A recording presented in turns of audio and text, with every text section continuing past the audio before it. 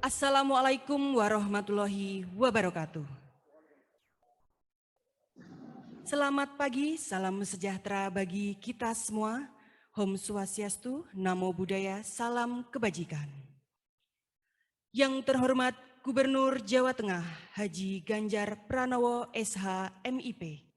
Puji syukur kehadirat Tuhan Yang Maha Esa karena atas rahmat dan hidayahnya pada hari ini, Rabu 15 Desember 2021, kita dapat hadir dalam rangkaian acara orasi ilmiah dan pengukuhan Widya Iswara Ahli Utama yang akan berlangsung hari ini di BPSDMD Provinsi Jawa Tengah. Pembukaan sidang orasi ilmiah oleh Ketua Majelis Orasi Ilmiah kepada Bapak Muhammad Taufik, dengan hormat kami silakan.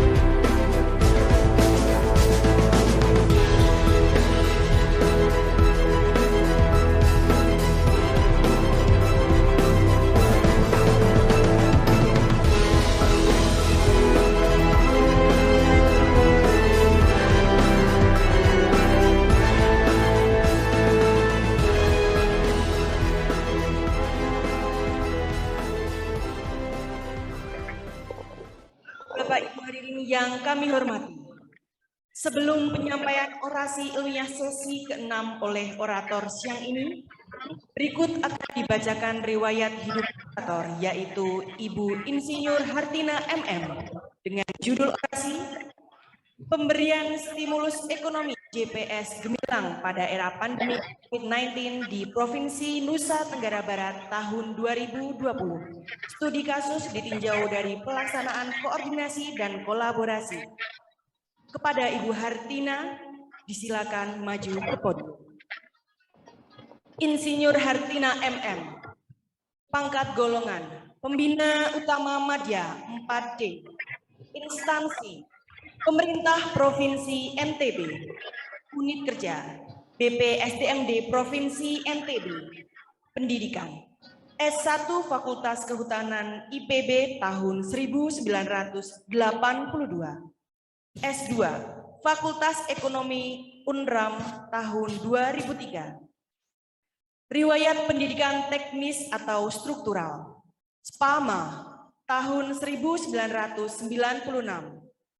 Diklat PIM tingkat 2 tahun 2007, PKP tahun 2020, TOT, pemantapan nilai-nilai kebangsaan bagi dosen, guru, dan WI tahun 2021. Riwayat jabatan fungsional atau struktural, Kepala Badan Ketahanan Pangan Provinsi NTB tahun 2014 hingga 2017. Kepala DP 3AP2KB Provinsi NTB tahun 2017 hingga tahun 2018.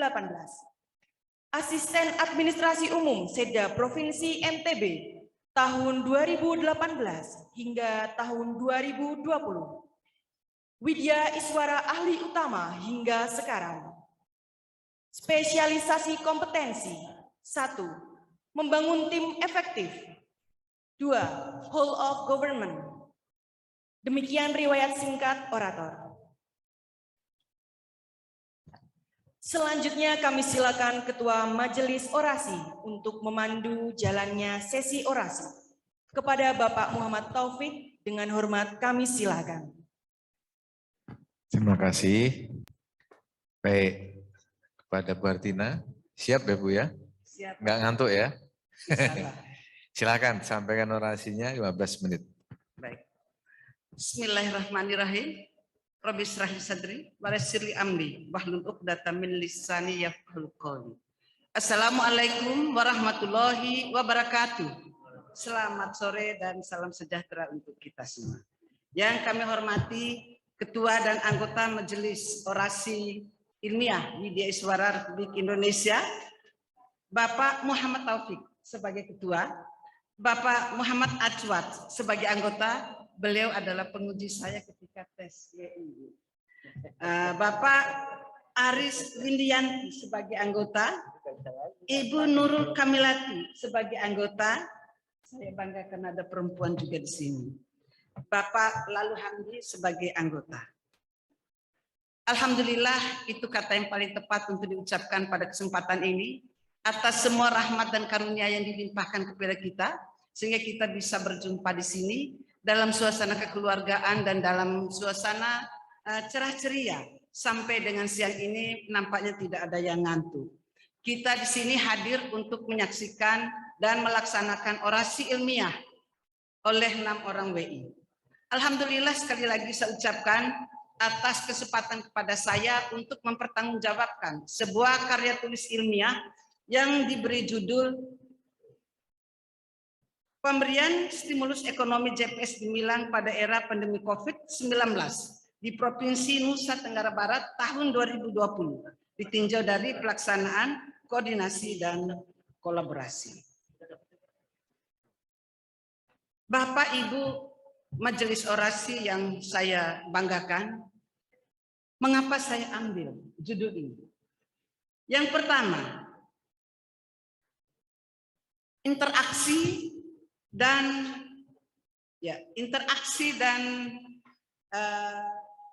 integrasi antara OPD, antara pihak, antara OPD dengan OPD, antara OPD dengan para pihak, itu sangat dibutuhkan di dalam penyelenggaraan pemerintahan, terutama dalam menuju tujuan organisasi. Namun apa yang kita lihat? Kecenderungan yang terjadi di akhir-akhir ini, OPD mulai meninggalkan secara perlahan-lahan sinergi itu. Apa yang kita lihat? Ketika evaluasi kinerja OPD, yang lebih diutamakan adalah melihat berapa besar penyerapan anggaran. Sehingga yang diusahakan oleh OPD adalah mengejar penyerapan anggaran, mulai mengikis sinergitas, karena dianggap mungkin akan bisa menghambat. Kemudian apa yang terjadi pada tahun 2020?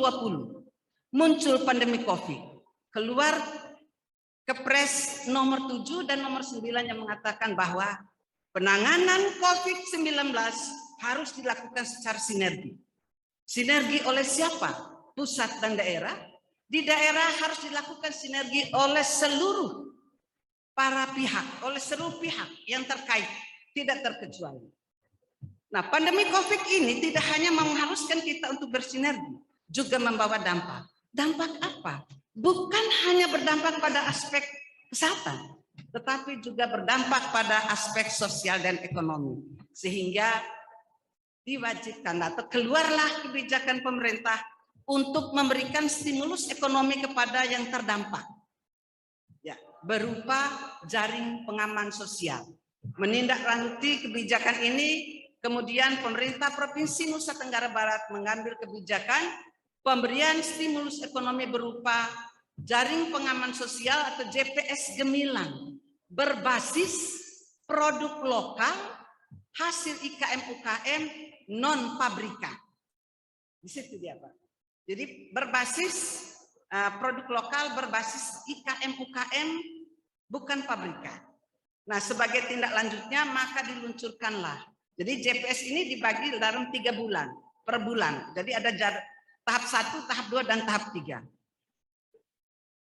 Kemudian dilaksanakanlah penyaluran JPS Gemilang tahap 1. Apa yang muncul? Yang muncul adalah komplain. Komplain bukan hanya dari masyarakat, juga komplain dari anggota DPR. Apa yang dikomplain? Ada 3 persoalan utama yang dikomplain. Yang pertama adalah ketepatan sasaran. Jadi ternyata di dalam penyaluran jaringan tahap 1, JPS tahap 1, ada double sasaran. Ada sasaran yang seharusnya bukan penerima bantuan. Dan ada ketidakkonsistenan jumlah kuota antar desa. Komplain yang kedua berupa produk. Ada produk kadaluarsa, ada produk yang sudah rusak, dan ada produk yang tidak diinginkan oleh masyarakat. Nah, komplain yang ketiga adalah distribusi. Dalam distribusi ternyata tidak dilakukan secara serentak, isi paket pun tidak lengkap. Oleh karena itu, saya melihat bahwa di dalam penyaluran JPS Gemilang ini ada persoalan koordinasi dan kolaborasi. Saya membaca beberapa penelitian terdahulu. Yang pertama yang disampaikan oleh Mojo. Ya. Mojo ini memetakan jalan penguatan ekonomi pasca pandemi. Hasilnya JPS dilanjutkan di era new normal. Ya. Yang kedua, implementasi modal kolaboratif government dalam penyelesaian pandemi COVID-19 oleh Cahyono 2020. Di dalam tulisan Cahyono, dia merekomendasikan kolaboratif governance sangat tepat untuk penanganan COVID. Dan dia mengatakan bahwa data yang valid adalah yang utama dalam membuat keputusan. Kemudian yang ketiga adalah kolaboratif governance dalam penguatan kelembagaan program sanitasi lingkungan berbasis masyarakat di Kabupaten Banyumas oleh Kurniasi. Di sini dia mendesain seperti apakah kelembagaan kolaboratif. Memperhatikan 3 peneliti terdahulu, Pak. Tidak ada kaitan dengan yang kami buat. Beda fokus, beda lokus. Yang ingin kami lihat di sini adalah bagaimana pola yang akan dilakukan oleh pemerintah Provinsi Nusa Tenggara Barat dengan adanya kebijakan menggunakan produk lokal hasil IKM-UKM. Padahal IKM-UKM terpuruk, tidak percaya diri, semuanya tidur, Pak, tidak punya modal. Mereka tidur, mereka adalah terdampak. Dan di samping itu, waktu hanya 3 bulan. Setiap bulan dia harus menghasilkan produk di atas 100.000 paket. Dengan variasi yang banyak, itu yang ingin kami lihat. Nah, apakah kebaruan yang kami dapat dari penelitian ini? Yang pertama, pemerintah Provinsi Nusa Tenggara Barat menerapkan pola koordinasi kolaborasi melalui optimalisasi peran dan fungsi Forkompinda. Kemudian beliau memperbesar peran kabupaten kota, melibatkan para pihak dengan tugas dan fungsi yang jelas, dan ada satu hal yang memberikan sukses, yaitu pengawalan. Pengawalan mulai dari tahap perencanaan sampai dengan tahap penyaluran bantuan sampai di desa. Kebaruan kedua yaitu keberanian pemerintah NTB menetapkan atau menggunakan produk lokal di saat IKM-UKM yang tidur tidak percaya diri. Mereka kolaps di rumah. Bagaimana membangkitkan itu? Yang ketiga, menerapkan UMKM Sister untuk menyediakan produk tepat waktu, sesuai spek, sesuai kuota. Dan yang terakhir adalah di dalam menetapkan atau melakukan validasi data, maka forum musyawarah desa, musyawarah keluarga, itulah yang paling tepat. Itulah temuan atau kebaruan yang dapat kami berikan dalam tulisan ini. Apa manfaatnya? Saya membagi sesuai dengan template yang dibagi oleh Ibu Erni, pengembangan kompetensi ASN. Karena yang terlibat di dalam persoalan penanganan pandemi COVID ini hampir seluruh ASN. Sehingga di sini seharusnya dijadikan sebagai referensi untuk meningkatkan profesionalisme ASN dalam menangani persoalan-persoalan yang akan datang dengan melibatkan para pihak. Manfaat kedua untuk pengembangan keilmuan. Ini dijadikan sebagai referensi dalam penetapan kolaborasi dan koordinasi yang efektif. Bagi KWI-an dapat dijadikan sebagai tambahan bahan dalam pembentukan tim efektif dan WOG. Bisa menjadi salah satu contoh sukses pelaksanaan WOG di Indonesia, bil khusus di NTB. Bapak Ibu yang saya hormati, bagaimana kami memperoleh hasil tadi. Jadi di dalam pelaksanaannya ini, kami membagi tahapan penelitiannya itu mulai dari tahap perencanaan. Perencanaannya ini saya ambil mulai dari refocusing. Karena COVID-19 ini bukan merupakan bencana alam, sehingga anggaran yang tersedia, anggaran tidak terduga yang tersedia tidak dapat digunakan. Sehingga keluarlah Inpres nomor 4 tahun 2020 untuk melakukan refocusing. Ya, untuk melakukan refocusing. Koordinasi yang harusnya timbul di dalam refocusing ini sebenarnya cukup di dalam Pemda saja, karena dia internal. Jadi oleh pemerintah, oleh gubernur diberikan kepercayaan kepada Sekda selaku ketua TPD untuk mengkoordinir, menyelesaikan dan mengawal pelaksanaan refocusing. Namun ketika ada instruksi untuk melakukan refocusing terhadap 50% belanja barang dan jasa, muncul persoalan di sini. Apakah earmark juga akan dilakukan refocusing? Sehingga untuk mengawal ketidakpastian ini, Pemda meminta pendampingan dari BPKP, Kementerian Keuangan, dan Kementerian Dalam Negeri. Jadi ada kolaborasi. Nah, dari sini Gubernur mengeluarkan keputusan untuk membentuk tim akuntabilitas yang terdiri dari APH ditambah dengan BPKP dan Inspektorat, mengawal mulai dari awal. Kemudian kami ambil yang kedua, pengorganisasian. Pengorganisasian ini saya ambil bagaimana Pemda membangun gugus tugas. Ternyata membangun gugus tugas tidak segampang yang kita duga.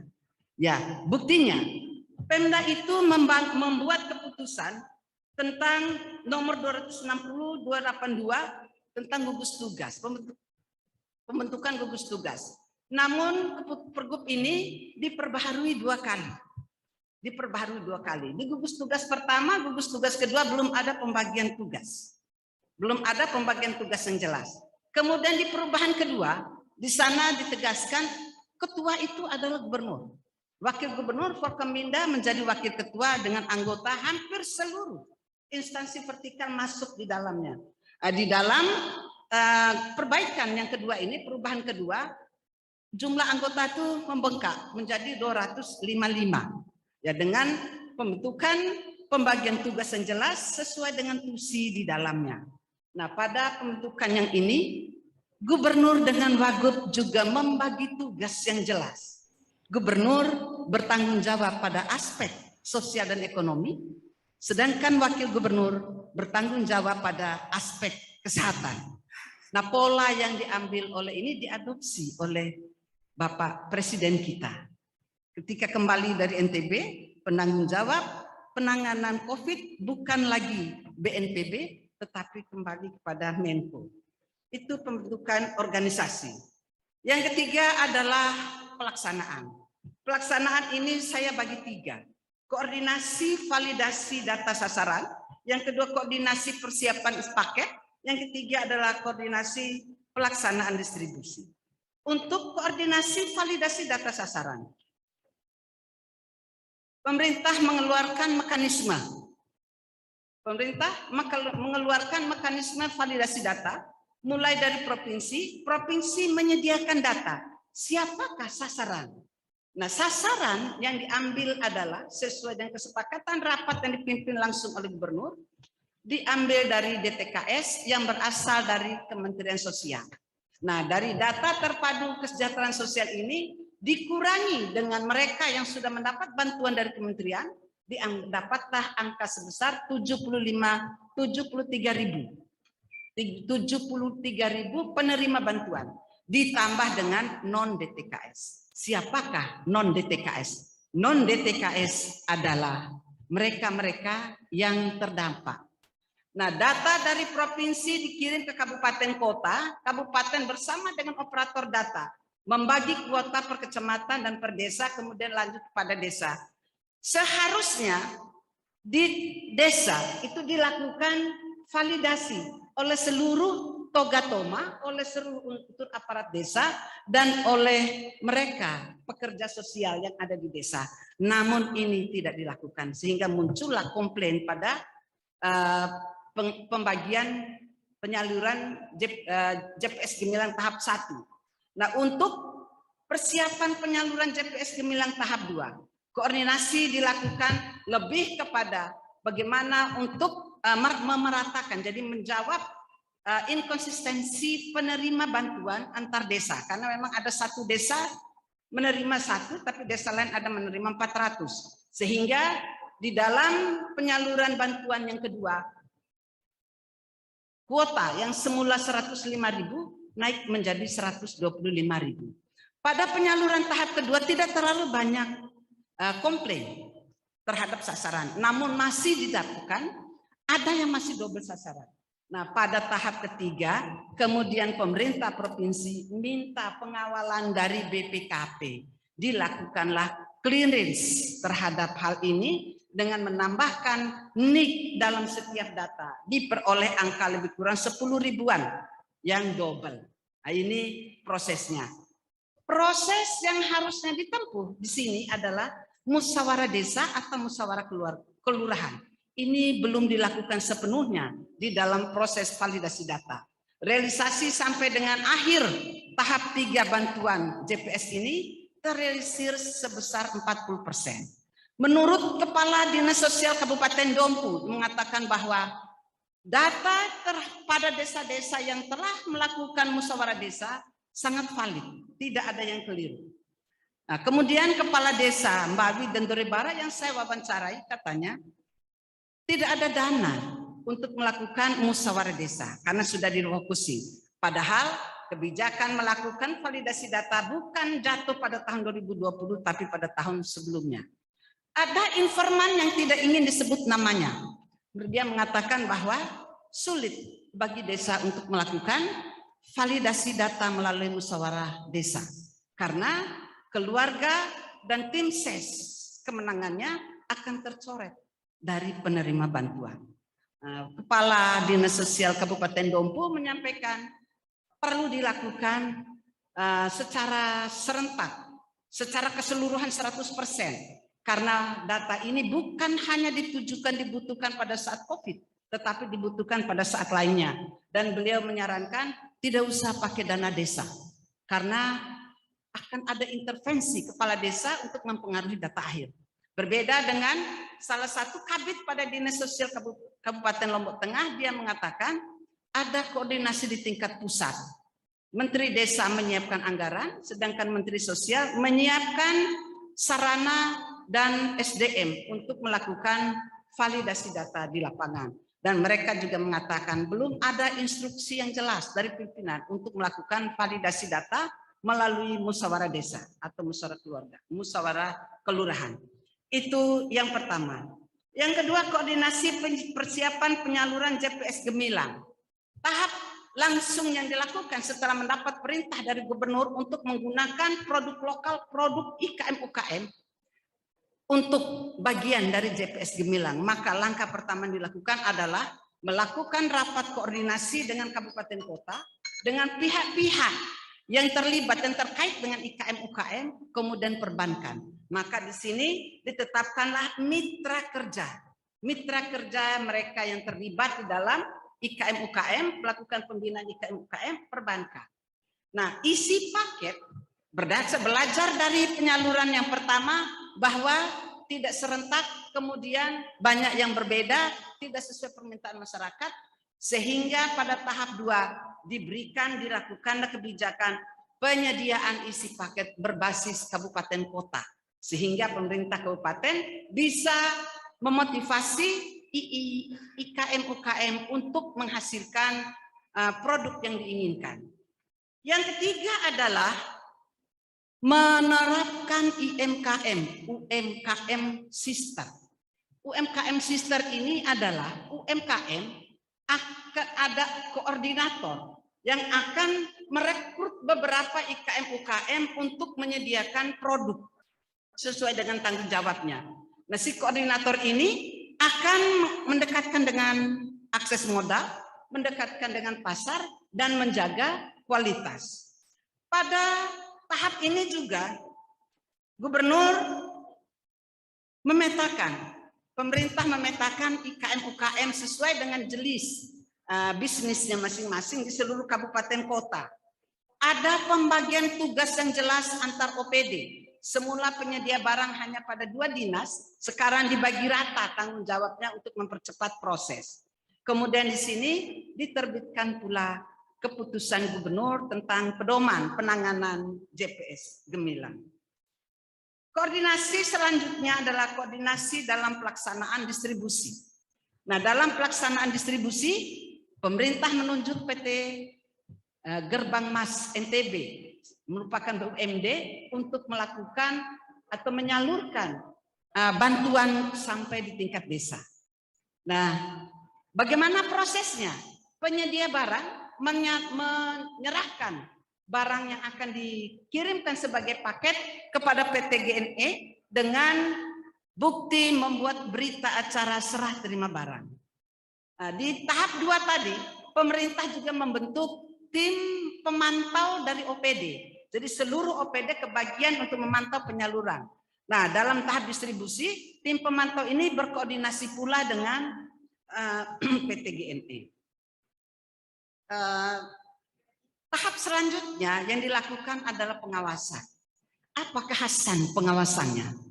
Kekhasan yang pertama, Forkaminda itu memang diminta oleh Pak Gubernur untuk membantu dalam pengawasan. Terutama Kapolda dan Danrem itu diminta untuk mengawal penyaluran sampai dengan di tingkat desa. Karena beliau berdua memiliki aparat sampai desa. Kemudian Polda itu tadi tim akuntabilitas.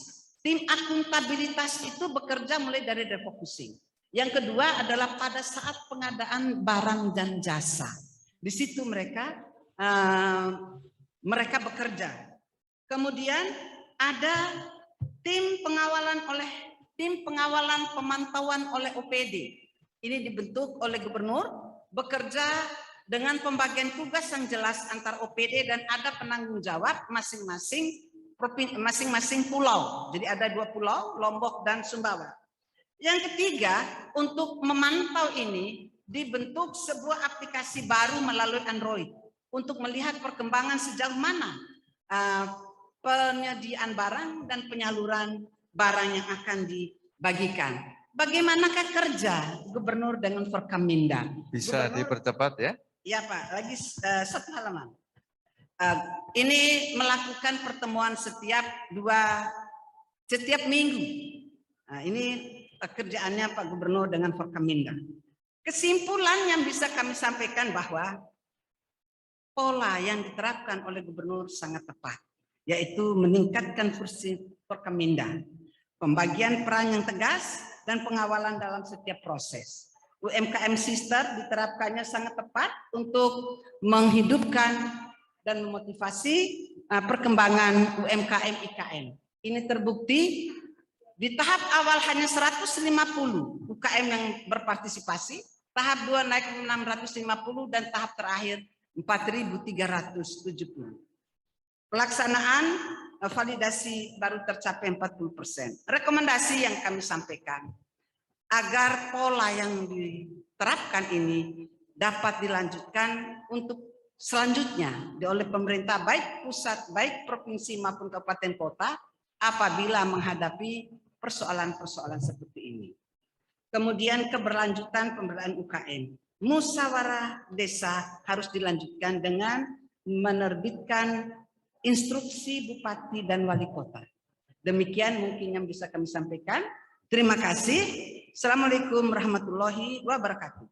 Waalaikumsalam warahmatullahi wabarakatuh. Terima kasih pada Bu Wartina, ya. Aplaus buat Bu Wartina biar semangat ini. Terakhir soalnya Pak bentar ngantuk. Iya. Baik, untuk pendalaman silahkan Pak Asmat dulu, silahkan.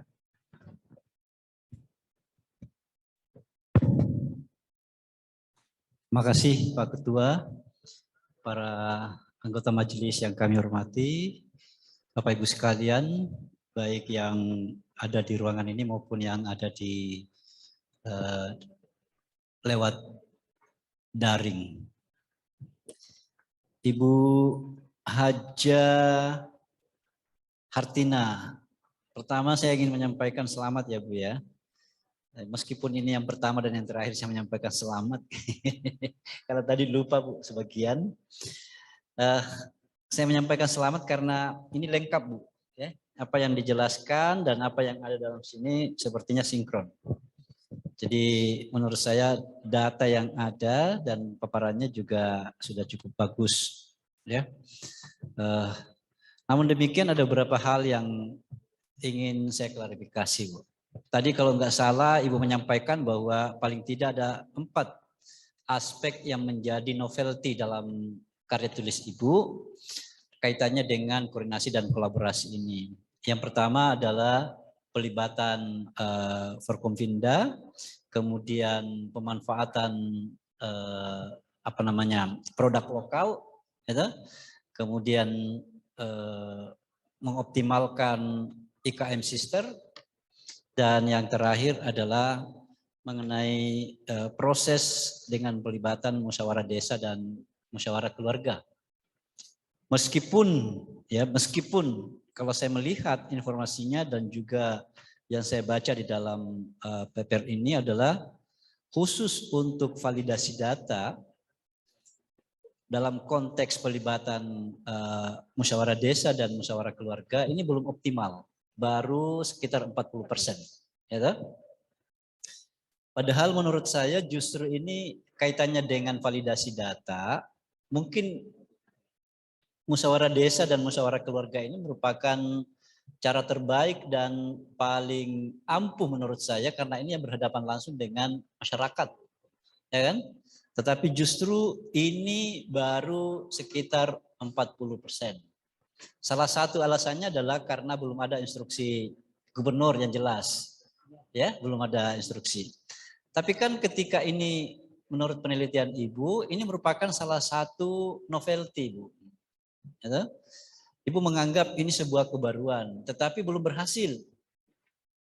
Bisa nggak Ibu menguraikan lebih jauh lagi? Apalagi tadi Ibu menyampaikan dalam uraiannya, ini juga melibatkan toga, tokoh agama, dan tokoh masyarakat, ya kan? Tetapi ini tidak berhasil hanya karena tidak ada instruksi dan uang.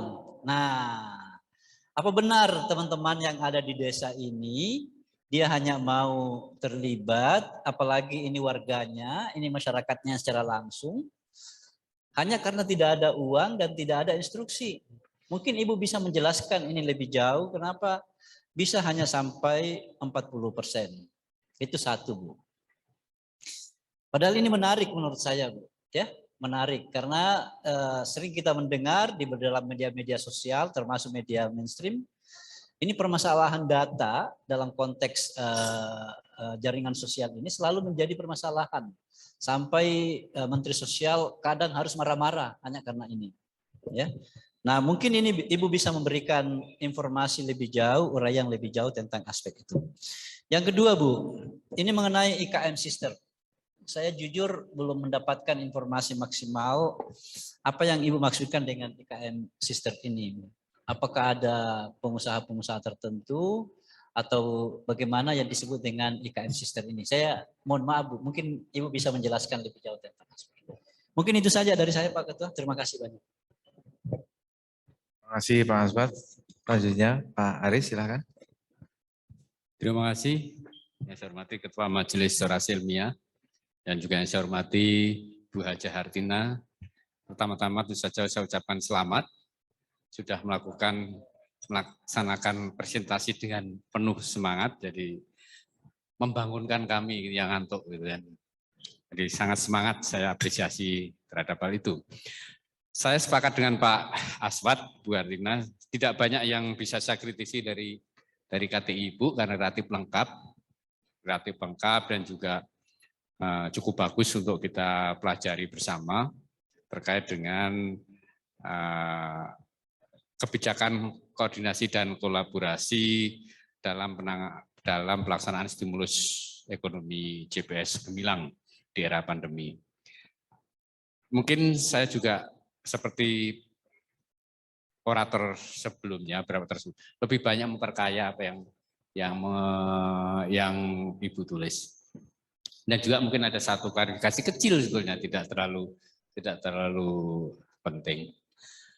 Yang pertama adalah dalam salah satu kebijakan di masa pandemi adalah optimalisasi peningkatan PAD melalui kolaborasi pemungutan pajak dengan kabupaten kota. Ini sepertinya bertolak belakang dengan situasi dan kondisi di tengah pandemi. Dan bertolak belakang dengan kebijakan relaksasi pajak dan lain-lain. Nah, bagaimana pelaksanaan dari optimalisasi PAD melalui kolaborasi pemungutan pajak ini? Dan saya tidak bisa mengkritisi lebih lanjut karena tidak ada datanya. Sebelum kolaborasi itu dan sesudah kolaborasi itu, bagaimana posisi pajak, penerimaan dari pajak itu. Karena dari situ akan kita lihat bahwa kolaborasi dengan kabupaten kota adalah hal pemungutan pajak itu cukup berhasil meningkatkan penerimaan. Kalaupun hasilnya sama, berarti kolaborasinya tetap berhasil karena kondisinya pandemi. Kemampuan untuk membayar pajak dan potensi pajaknya menjadi menurun pasti. Nah, itu yang pertama. Kalau itu bisa dimunculkan itu akan sangat memperkaya. Kemudian yang terakhir, evaluasi yang Ibu sampaikan di sini lebih kepada evaluasi, dan itu tidak salah. Saya beri catatan tidak salah, evaluasi terkait dengan proses kolaborasi dan koordinasinya. Namun saya juga ingin tahu bagaimana dampak dari JPS Gemilangnya sendiri di masyarakat. Kalau kolaborasi koordinasi kan keberhasilan penyalurannya sampai kepada yang atau target yang dituju. Itu yang kedua. Terakhir, Ibu bagus mengangkat koordinasi kolaborasi, itu yang biasanya sulit untuk dilaksanakan. Bahkan orang yang teriak-teriak kolaborasi, itu kadang-kadang juga tidak kolaboratif. Ya. Sebaiknya kolaborasi, tapi kita sendiri tidak kolaboratif. Nah, saya sangat tertarik, saya sangat apresiasi ada aplikasi Android yang tadi dibangun. Semoga itu betul dan itu berjalan dengan baik. Karena apa? Koordinasi, kolaborasi kan tidak harus bertemu. Rapat koordinasi tidak harus tatap muka. Kolaborasi koordinasi itu bisa diwujudkan salah satunya dengan teknologi informasi. Coba Ibu bayangkan kalau tidak ada aplikasi Peduli Lindungi, ya. Kalau saya menilai aplikasi Peduli Lindungi itu aplikasi koordinasi dan kolaborasi yang sangat super power. Hampir semua orang sekarang harus download Peduli Lindungi. Semua orang harus mau tidak mau vaksin. Karena dipaksa dengan aplikasi itu, dan itu adalah koordinasi dari berbagai pihak.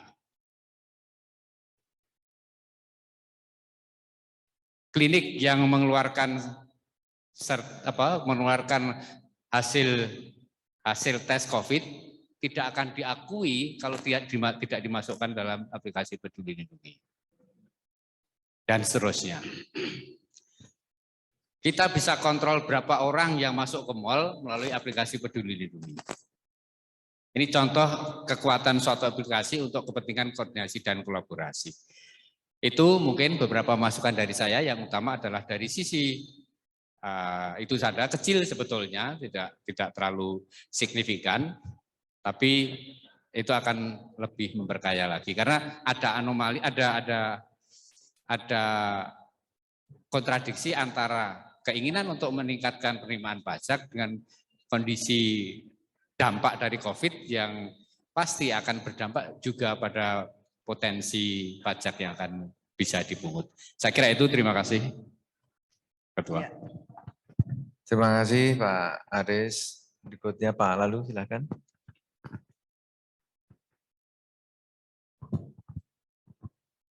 Terima kasih Pak Ketua Majelis.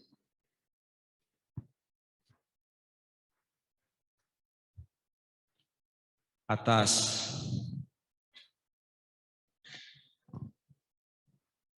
tanggapan tentunya dari Pak Aris tadi terkait dengan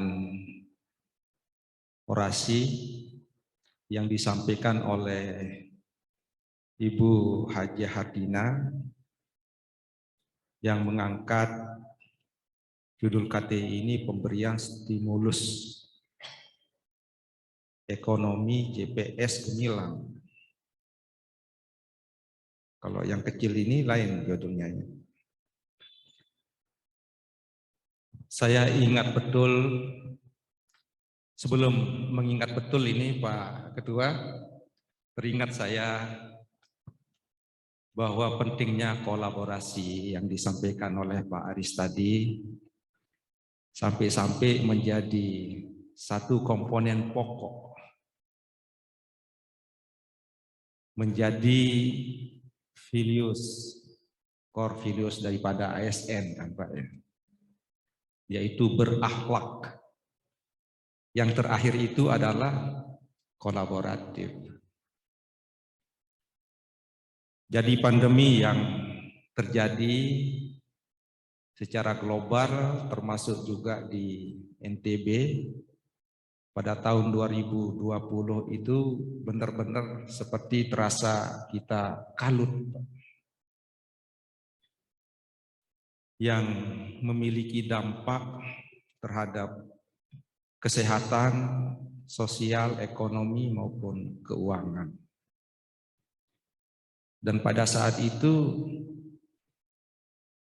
masih kita lakukan penanggulangannya agar tidak terjadi penyebaran. Hanya pakai anjuran, kita kontrol, kita sosialisasi menggunakan masker, jaga jarak,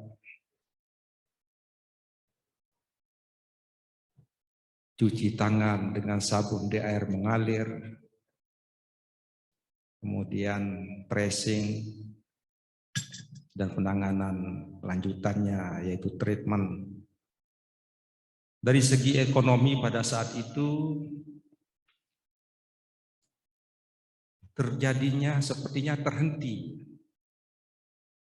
kegiatan aktivitas ekonomi, banyak karyawan yang dirumahkan baik di sektor formal maupun informal. Kemudian dari segi ekonomi memang kinerja ekonomi turun pada saat itu.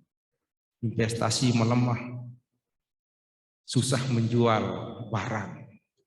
Itu yang terjadi pada saat itu, termasuk juga barang-barang untuk ekspor. Dan pemerintah provinsi pada saat itu fokus kepada dua hal, yaitu bagaimana menangani kesehatan. Yang kedua terkait dengan ekonomi.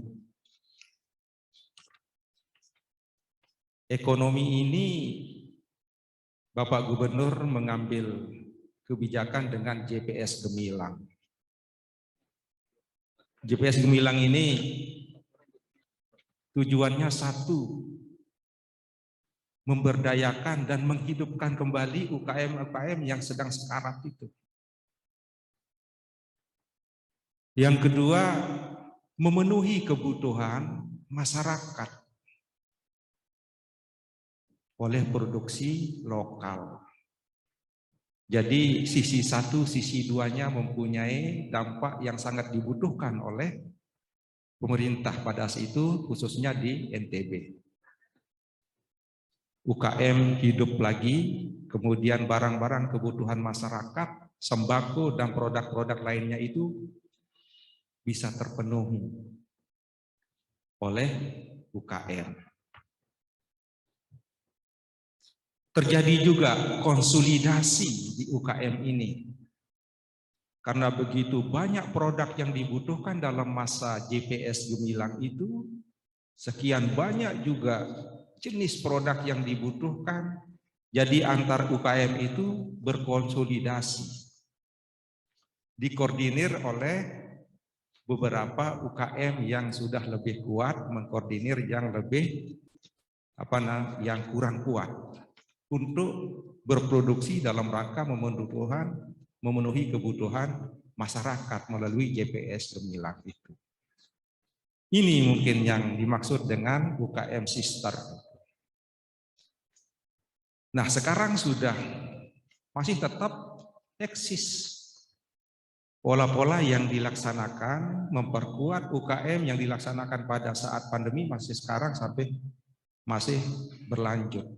Bahkan sudah terjadi komunikasi sampai pemasaran online. Bahkan UKM sudah ada yang ekspor, alhamdulillah, ke Timur Tengah. Jaringan-jaringan pemerasan sudah terbentuk secara sistem online. Nah, yang perlu kita tekankan lagi saat ini maupun nanti, mudah-mudahan pasca COVID ini, untuk UKM ini lebih kuat. Pada masa COVID, dia berkonsolidasi dengan sesama UKM-nya. Adakah peluang UKM ini untuk menjalin kerjasama dengan pihak lain yang bukan UKM? Nah, ini tentu menjadi PR kita, Bu Hartina. Demikian juga pada tahun ini, Pak Ketua, Bapak anggota Majelis, NTB akan membentuk BRIDA, Badan Riset Daerah, yang tentunya nanti juga Ibu Hartina ini juga nanti kita harapkan jadi konsultan. Amin. Saya dorong nanti usulkan ke Pak Gubernur untuk jadi konsultan terkait dengan bagaimana pengembangan pemberdayaan UKM ini. Kaitannya dengan akan ada BRIDA itu, Badan Riset Daerah. Dan juga tidak kalah pentingnya di NTB sudah ada perguruan tinggi yang mempunyai fakultas teknologi pengolahan hasil ya Bu ya? Iya. Iya. Nah, ini juga harus didorong dan tentunya Ibu tidak sampai di sini. Penelitiannya harus dilanjutkan, entah dilanjutkan oleh orang atau dilanjutkan oleh Ibu sendiri, saya akan dukung. Siap-siap untuk menjadi konsultan pemberdayaan UKM yang lebih modern di Provinsi Nusa Tenggara Barat. Ini yang bisa saya sampaikan Pak Ketua, terima kasih. Assalamualaikum warahmatullahi wabarakatuh. Terima kasih Pak Nalu. Selanjutnya Bu Nurul. Terima kasih Ketua Majelis Orasi dan anggota Ibu Hajah Hartina, yang saya juga bangga Bu dengan Ibu, luar biasa, dan juga dengan Ibu Rini. Ya, kita sama-sama perempuan. Ya, bahagia rasanya. Ya, ini sudah sangat bagus, lengkap gitu ya. Namun hanya dikit aja Bu ya. Dikit. Rumusan masalah agar diperjelas, di situ ada missing kata JPS Gemilang Bu. Jadi menjadi bagaimana sistem koordinasi dan kolaborasi lintas sektor dan lintas kabupaten kota yang dilaksanakan dalam pemberian stimulus ekonomi JPS Gemilang dalam penanganan COVID-19. Itu ya. Dikit Bu. Berikutnya untuk manfaat, mungkin kita ke pelatihan gitu Bu, bagaimana pola koordinasi dan kolaborasi ini dapat dikembangkan dalam pelatihan yang terkait, khususnya mungkin PKP ya Bu ya, pelatihan kepemimpinan pengawas untuk materi WOG misalkan atau akuntabilitas, agar kita connecting dengan pelatihan. Selanjutnya, ini sangat menarik ini pembahasannya sesuai dengan urutan ya Bu ya, urutan dari proses JPS Gemilang, mulai dari kebijakan refocusing anggaran, kemudian pembentukan gugus tugas, penentuan sasaran, penentuan UMKM terpilih sebagai penyedia, ya, dan yang terakhir pemberian JPS Gemilang itu. Nah, yang terpenting menurut kami itu adanya apa yang sudah ditulis di kajian pustaka, konsep kolaborasi itu apa, konsep koordinasi apa, dan masing-masing itu dimasukkan ke dalam proses JPS Gemilang tadi. Sesuai dengan kajian pustaka Ibu, kolaborasi itu memecahkan masalah, menciptakan sesuatu, menemukan sesuatu dalam hambatan. Itu yang penting ada di situ supaya berhubungan dengan judulnya.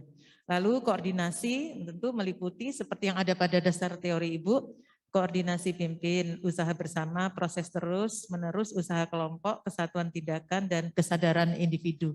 Tapi itu tidak mesti eksplisit kata itu, tapi itu terdapat di dalam langkah-langkah tadi. Ya, mungkin bisa jadi sudah, tapi lebih baik dipastikan kembali apakah komponen dari koordinasi dan kolaborasi itu telah terdapat.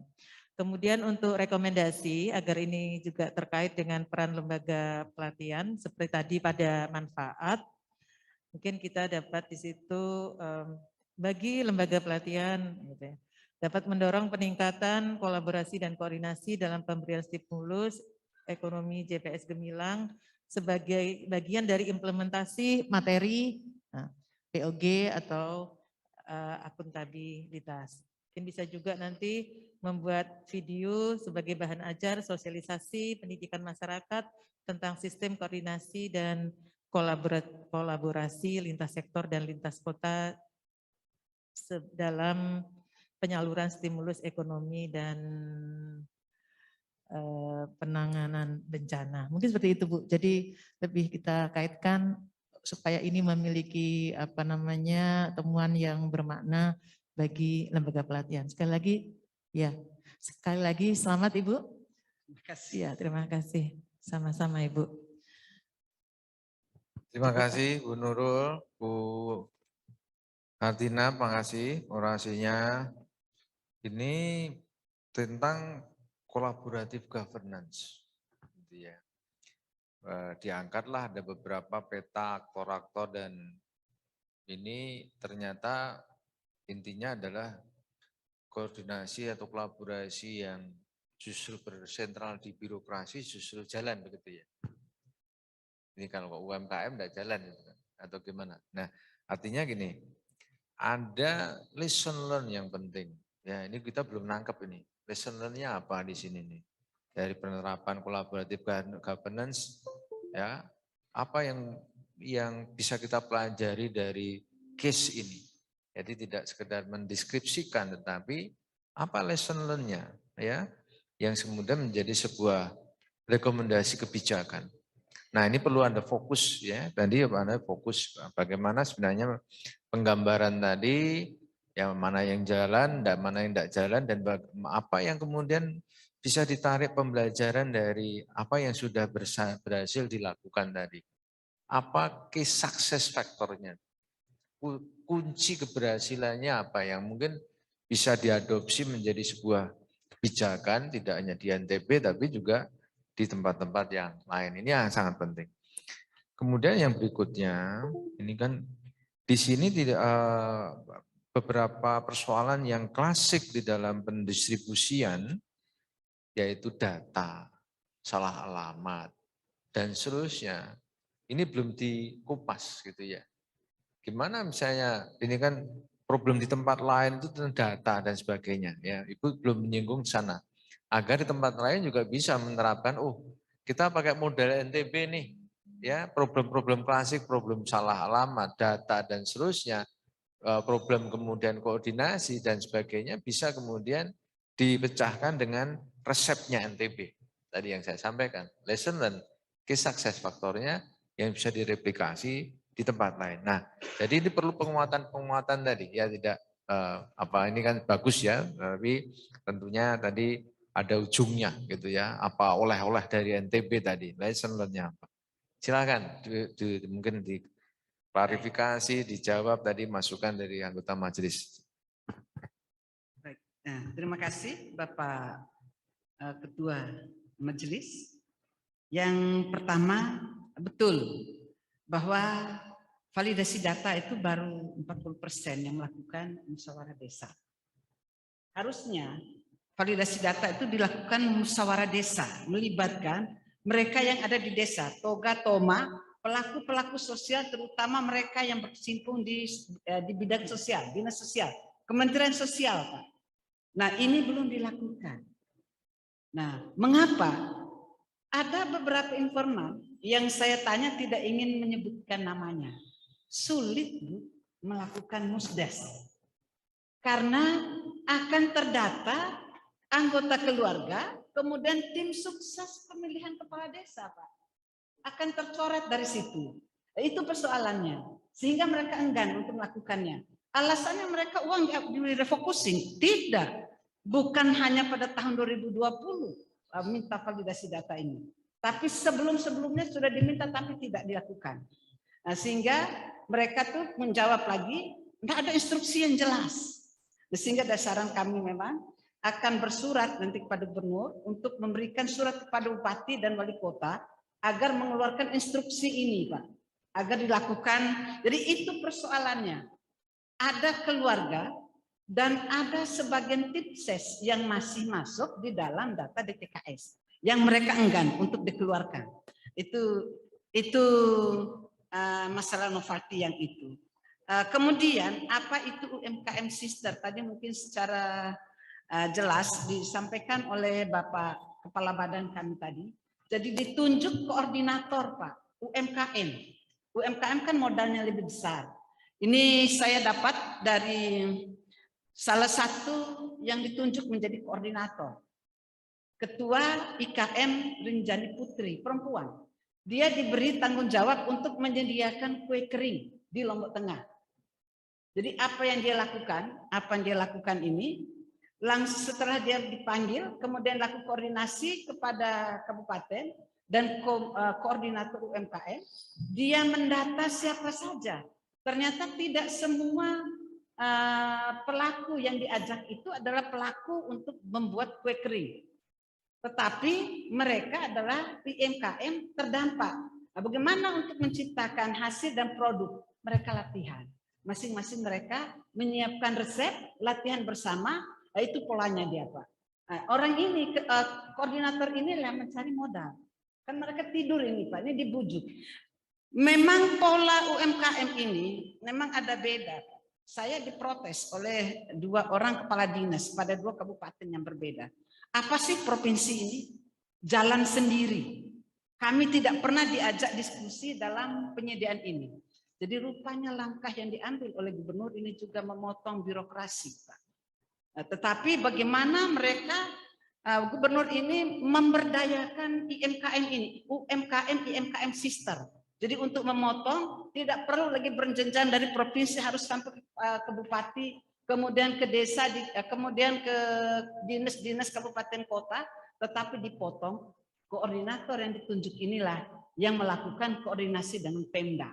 Dan mereka langsung mengidentifikasi, menginventarisir IMKM mana yang layak untuk masuk. Tidak boleh IMKM tidak terdampak. Jadi banyak sebenarnya IMKM yang mau masuk, tetapi dipotong, tidak boleh karena sasaran utamanya adalah mereka yang terdampak. Itu yang diambil oleh pemerintah. Itulah pola UMKM sister tadi, Pak. Dari Bapak Aris.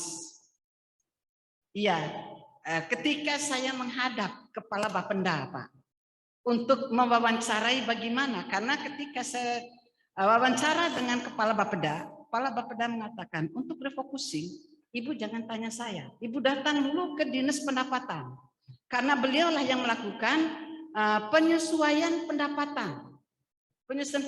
Mereka mengatakan ternyata setelah dilakukan penyesuaian pendapatan terdapat penyesuaian minus. Ya, terdapat penyesuaian minus 10%. Kemudian ditetapkanlah target baru pasca di era COVID. Nah, mereka sebenarnya sudah mempunyai program, Pak. Bagaimana membagi dengan kabupaten kota untuk penarikan pajak, PAD. Ada pembagian yang jelas, kamu kalau kita dapat, kamu bagian sekian, saya bagian sekian. Jadi itu yang mendorong kabupaten kota untuk meningkatkan itu, Pak. Yang kedua, mereka koordinasi dengan DJP dan dengan DJP, Kanwil Perpajakan, mengidentifikasi, menyamakan data, Pak. Menyamakan data kira-kira yang dipunyai oleh pusat dan dipunyai oleh Pemda, yang dipunyai oleh provinsi itu data seperti apa. Nah, ini mereka temu bersama dengan kabupaten kota, menyamakan data ini, kemudian mereka mendatangi siapa saja yang berhak untuk segera membayar pajak. Walaupun tetap memperhatikan instruksi untuk tidak membayar 100%. Tapi dengan yang dilakukan ini, dia mencapai target baru, Pak. Bukan target awal yang -10. Mereka mencapai target malah 102. Nah, itu yang dilakukannya. Saya tanya apa sih yang dilakukan oleh, kok bisa kita mendapat target seperti itu. Jadi real ini yang dilakukan, Pak. Mereka kerja luar biasa. Kemudian evaluasi. Iya, evaluasi ini memang saya lakukan evaluasi proses. Tidak terlalu banyak pada evaluasi JPS. Tetapi berdasarkan hasil wawancara kami, contoh yang kami sebut tadi Ibu Ketua Koordinator yang ditunjuk untuk pengadaan kue, kami bangga ditunjuk. Itu jawabannya. Kami bangga ditunjuk. Saya mampu menggerakkan 38 UKM yang terdampak. Itu UKM yang terdampak. Tadinya kami sudah putus asa. Dan saya bukan di pelaku kue kering. Tapi sekarang sejak ada itu, kemudian Pemda kan juga membuka sekarang ini NTB Mall. Jadi prakteknya mereka masuk, Pak.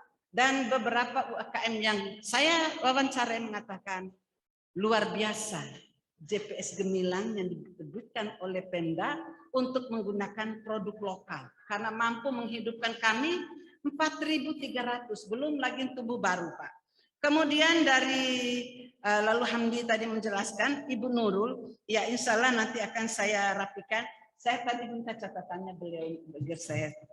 Kemudian dari Bapak Taufik, ya nanti akan kami tampung untuk kami pertegas lagi. Ya. Terima kasih pada Bu Hartina, aplaus untuk Bu Hartina. Belum menturun boleh mengucapkan terima kasih dan pantun. Silakan. Ya, saya menyampaikan terima kasih banyak kepada semua pihak yang telah membantu saya. Kepada pembimbing saya, Bapak Muhammad Taufik, beliau sangat Muhammad Firdaus. Ya, Muhammad Firdaus, beliau sangat sabar membimbing saya dan Bapak Lalu Sajim, dan bil khusus juga saya sampaikan kepada suami, anak-anak, mantu dan cucu saya yang sering sekali direpotkan oleh saya, dan ada ponaan-ponaan saya juga ikut membantu, terutama dalam pengolahan data dan lain-lainnya. Saya ingin membuat satu pantun, mudah-mudahan ada di sini. Jalan-jalan ke Mandalika, saksikan WSDK, atraksi beretika. Jalan-jalan ke Semarang, orasi tujuan utamanya. Pengukuhan sebagai WI utama, penyempatan PIN, bukti utamanya. Terima kasih. Billahi taufiq wal hidayah. Assalamualaikum warahmatullahi wabarakatuh. Demikian orasi ilmiah sesi ke-6. Penutupan sidang orasi ilmiah Widya Iswara ahli utama oleh Ketua Majelis Orasi. Kepada Bapak Muhammad Taufik, dengan hormat kami silakan. Ini dan semoga apa yang kita lakukan mendapatkan ridho dari Allah Subhanahu wa taala sebagai amal saleh. Dengan memohon ridho Allah Subhanahu wa taala pada sore hari ini, kita mohon agar didapatkan berkah semuanya dan mengucapkan alhamdulillahirabbil alamin secara resmi orasi ilmiah Widya Iswara ahli utama tanggal 15 Desember 2021 di BPSDM Provinsi Jawa Tengah secara resmi ditutup. Alhamdulillahirrahmanirrahim. Kepala Lembaga Administrasi Negara dan Majelis Orasi Ilmiah Widya Iswara memasuki ruangan.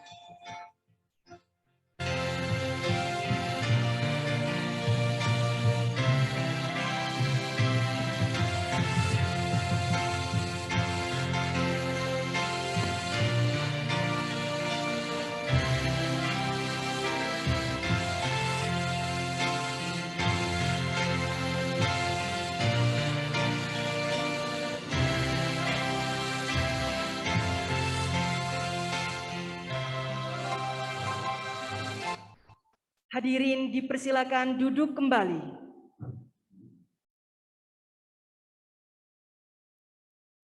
Kami silakan Kepala LAN dan Majelis Orasi untuk menempati tempat duduk yang telah disiapkan.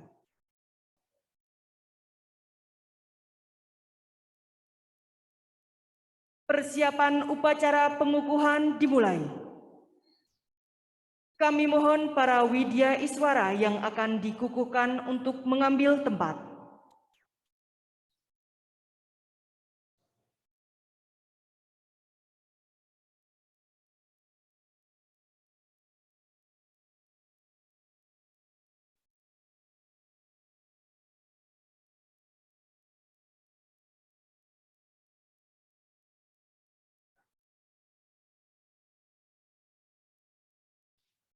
Selanjutnya, mohon perkenan Bapak Dr. Adi Suryanto, MSI, didampingi Bapak Dr. Muhammad Taufik, Bapak Dr. Muhammad Aswad, MSI, dan Bapak Dr. Andes Muhammad Arif Irwanto, MSI, serta Ibu Dr. Nurul Kamilati, MPD, MED, untuk maju ke depan.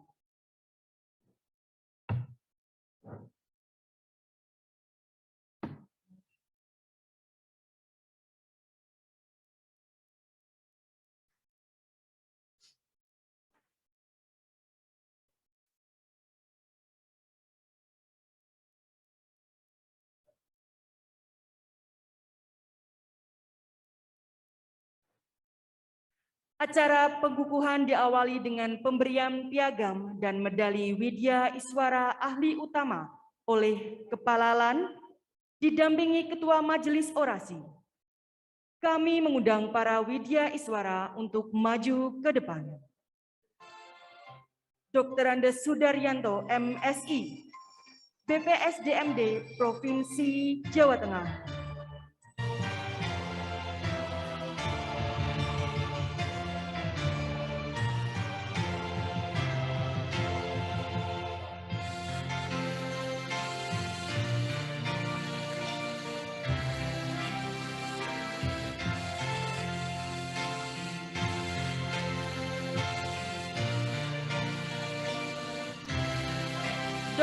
Dr. Andes Blasius Waluyo Sejati, MM, BPSDM Provinsi Papua.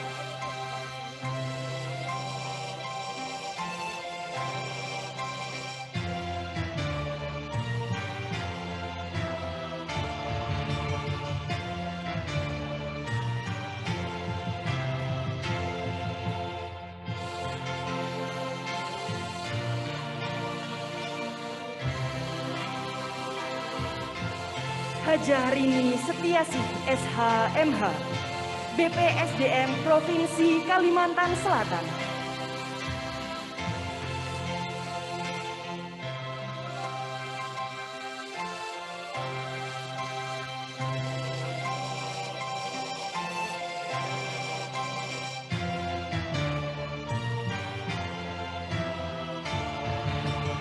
Dr. Widada Sulistya, DEA, Pusat Pendidikan dan Pelatihan BMKG.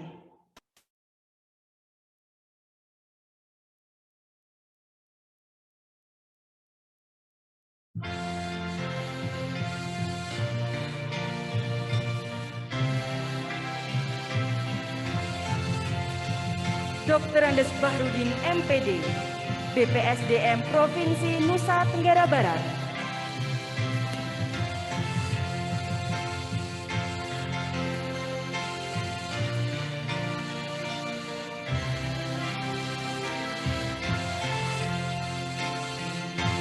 Insinyur Hartina MM, BPSDM Provinsi Nusa Tenggara Barat.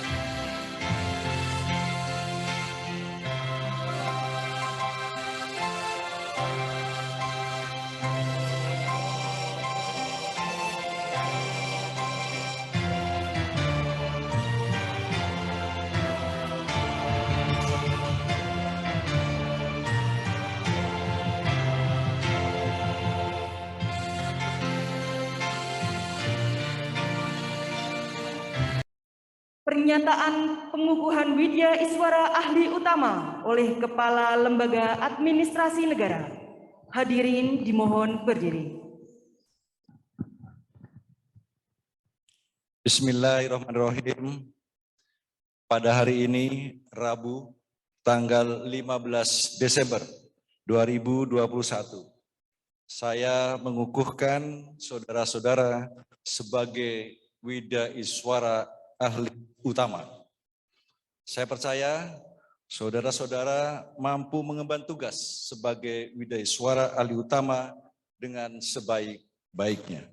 Jakarta, Semarang, 15 Desember 2021, Kepala Lembaga Administrasi Negara tertanda Adi Suryanto.